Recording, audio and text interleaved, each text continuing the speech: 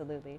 Well, coming up on today's show, we're bringing you some entertaining news stories from our archives here at Northern News Now. Our awesome coworker Ryan Skorich continues to uncover some old pieces, including a snowstorm on the South Shore, skiing in Biwabik, and coverage of the Special Olympics back from 1986 as well. So cool that he spends his time going through these archives because it uncovers some awesome stories that we haven't seen in a really long time. I know, it's kind of funny too. It's like, oh, another snowstorm's coming, you know, what we're dealing with this week. And it's like, well, you know, we're no stranger to it. So let's see how people were feeling way back when.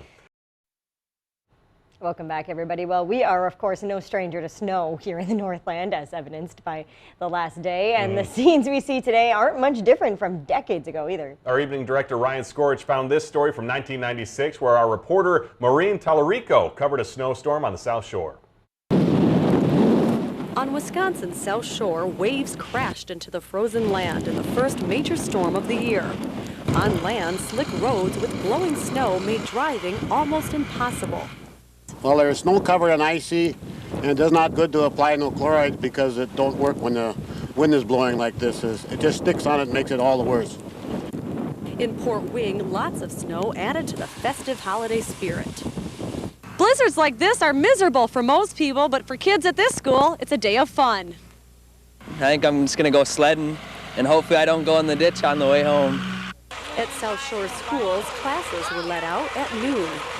All of our students are basically either coming in on the school buses or they are driving, and the back roads can be pretty treacherous around here. And the conditions were terrible. I was all over the road. I was going like this.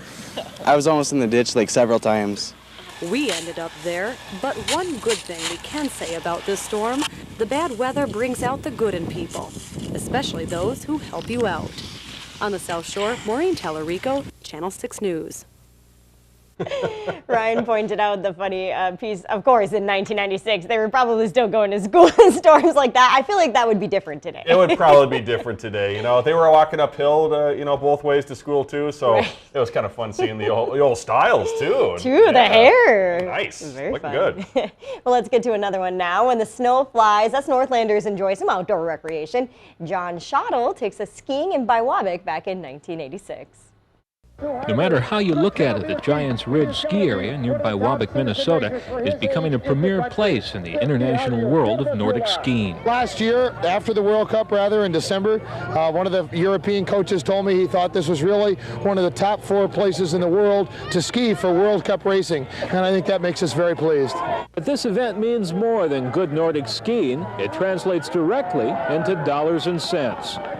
Today's Pepsi Challenge Cup race, coupled with 2 consecutive years of the World Cup race, have been packing tourists and their dollars into the towns of Biwabik and Aurora. After the World Cup, that 4 or 5 days of exposure which we received throughout the United States, our cross-country ski visitation went up 197%. Our claim to fame is going to be the Nordic skiing. We have a tradition of Nordic skiing in Minnesota. We have the terrain for it. We have early snow. It stays late. And with that programming in the Nordic section of Giants Ridge, we hope to put Giants Ridge on the map and northeastern Minnesota on the map. Economic developers say skiing will never wholly replace mining on Minnesota's Iron Range, but in the next 10 years it may come in a strong second, and it already has people looking up. It's a moral uplift for a lot of people in this area, where before, you know, we were having troubles with the mines closing and people getting laid off, and at least for this end of the range, it's offered some hope to a lot of people to say, you know, we have some future, and if we keep continuing to develop, it's going to help us. Good job, Ilke. He has got to be one of the top citizen racers. John Schottel, Channel 3 News. Oh man, Briggs during the story there was talking about it has to be so interesting and a lot more difficult to gather that story in the cold and then bring it all the way back here to Duluth and then put it in the tape room and then get it all figured out. I would love to experience just a day of that because now we can edit in the field and we can bring our little backpack that helps us go live instead of a big huge truck. So yeah, good on them. Take video on your phone, send it back. Yeah, seriously. Well, hey, apparently that same year, Lisa Molaski with KDLH, that is, met a pack of kids competing in a Special Olympics skiing event. It was a day these athletes from all across Minnesota will remember for years to come. And for most, the memories won't center around whether or not they got a gold medal. They'll remember it as a day of sunshine and good fun. It's probably the highlight of the life for most of these youngsters to get to do this. Gives them a chance to really achieve and compete at a level that's appropriate for their abilities. And there aren't many sources for them to do that. So this provides a need like nothing else. It's really hard to compare it to anything else. Since I was little, I wanted to always take up skiing after my cousin. I like to meet new people and all that stuff.